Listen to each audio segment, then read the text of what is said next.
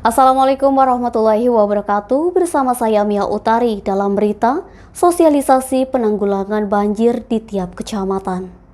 Pemerintah Kota Palembang melalui Dinas Pekerjaan Umum dan Penataan Ruang menggelar sosialisasi pengendalian banjir di Kota Palembang. Sosialisasi tersebut digelar di ruang Paremusyawarah Kantor Wali Kota Palembang Rabu 15 Maret 2023. Sosialisasi tersebut digelar mengingat musim penghujan terus mengguyur Kota Palembang.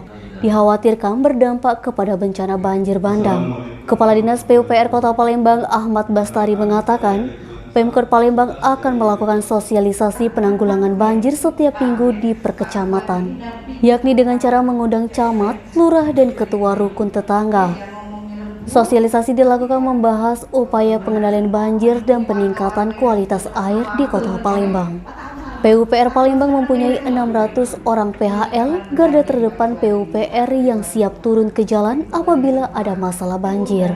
PUPR Palembang juga sudah melakukan pelebaran drainase, membuka saluran rawan di Timbun, dan membongkar bangunan warga yang membuat di atas aliran sungai. Naba, Sumek.com melaporkan. Jangan lupa like dan share video ini, subscribe YouTube Sumiko Official. Selalu terapkan protokol kesehatan, sehat bahagia selalu untuk kita semua.